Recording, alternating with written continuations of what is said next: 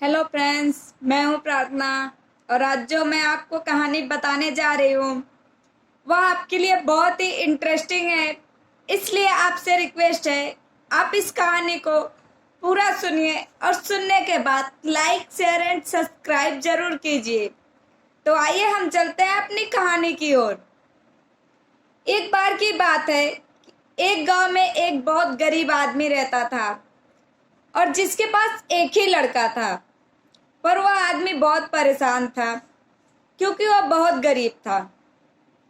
दूसरे के यहाँ काम करता था, उसके जो पैसे मिलते थे उससे वह अपने खर्चे देखता था। और जो गरीब का लड़का था उसके हमेशा से सपने थे कि जब मैं बड़ा हो जाऊंगा तो मैं एक आईटी इंजीनियर बनूंगा। पर उस लड़के का पिता बेचारा क्या करता, वह बहुत गरीब था। फिर भी जैसे तैसे करके लड़के को हाई स्कूल पास कराया, उसके बाद इंटर पास कराया। फिर आई उसकी आईटी इंजीनियर बनने की पारी। तो लड़का क्या करता, लड़का सोचने लगा कि अब मैं क्या करूं, अब तो मेरे पिता के पास पैसे नहीं हैं। और लड़के का पिता भी बहुत परेशान था कि मेरे लड़के की सोच थी, एक ही लड़का है, मैं इसको आईटी इंजीनियर नहीं बना पा रहा हूं। एक दिन लड़का अपने माँ बाप को कमरे में बुलाता है और बुला के कहता है कि पापा अब मुझे बाहर जाना चाहिए क्योंकि हमें कोर्स करना है, हमें एक आईटी इंजीनियर बनना है। तो इससे लड़के का पिता बहुत परेशान होता है और लड़का अपने पिता से कहता है कि पापा कैसे भी करके मुझे पैसे दे दो, मैं घर से बाहर जाऊंगा कोर्स करने। तो लड़के का पिता बेचारा गया, दूसरे के यहाँ काम किया, जो भी पैसे पाया वह अपने लड़के को लाके देता है और लड़के से कहता है कि ठीक है बेटा, अगर आपका मन है कोर्स करने का तो आप जाओ, मैं जितना काम करूंगा दूसरे के यहाँ जो भी पैसे मिलेंगे वह पैसे मैं आपको देता रहूंगा। फिर लड़का बाहर जाता है और जब वहां जाता है तो वह कोर्स करने लगता है। और जैसे कोर्स करता है वैसे सोचता है कि मैं कोई जॉब भी पकड़ लूं जिससे कि मेरे माँ बाप को थोड़ी सी आसानी हो जाए।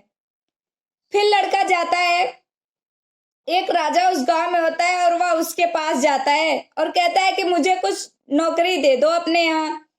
वह राजा कहता है कि मेरे यहाँ तो कोई काम नहीं है, लेकिन शहर में एक पार्क है, आप उसकी साफ सफाई करो, आपको पैसे मिलेंगे। तो लड़का कहता है ठीक है। अगले दिन से लड़का अपनी क्लास लेता था और जो उसके पास टाइम बचता था वह उस पार्क में जाता था, वहां जाके साफ सफाई करता था। देखता था कि वहां बहुत सारे लड़के फुटबॉल खेलने आते थे। तो लड़का भी सोचता था कि क्यों ना हमें भी एक बार मौका मिले, मैं भी खेलूं।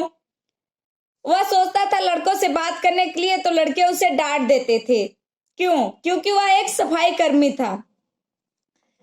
वह अपना कोर्स करता रहा और यही करता रहा। वो डेली उन लड़कों का देखता और सोचता कि एक बार मुझे भी मौका मिले फुटबॉल खेलने का। एक दिन कोई और लड़के आते हैं वहां और यह साफ सफाई करके खड़े होकर देखता रहता है कि काश मुझे भी मौका मिले एक बार फुटबॉल खेलने का।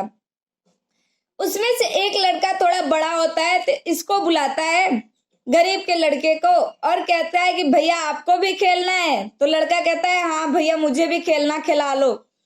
और जैसे वह फुटबॉल खेलने जाता है तो लड़के कहते हैं इस फुटबॉल को उस बकेट में डालना है।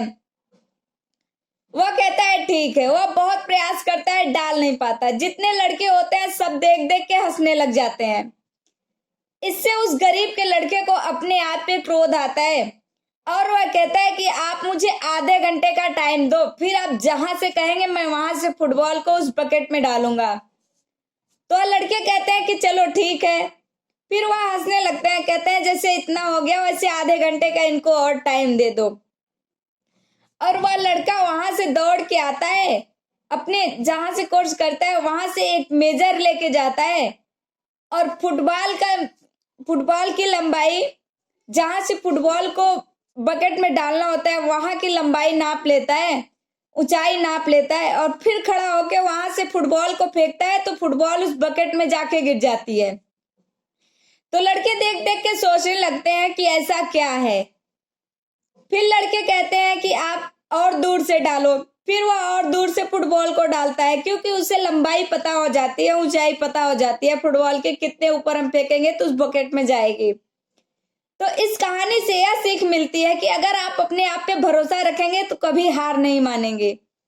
तो आइए आज हम इस वीडियो को यहीं से खत्म करते हैं। मिलते हैं एक और इंटरेस्टिंग कहानी के साथ आपसे अगले वीडियो में। Thank you.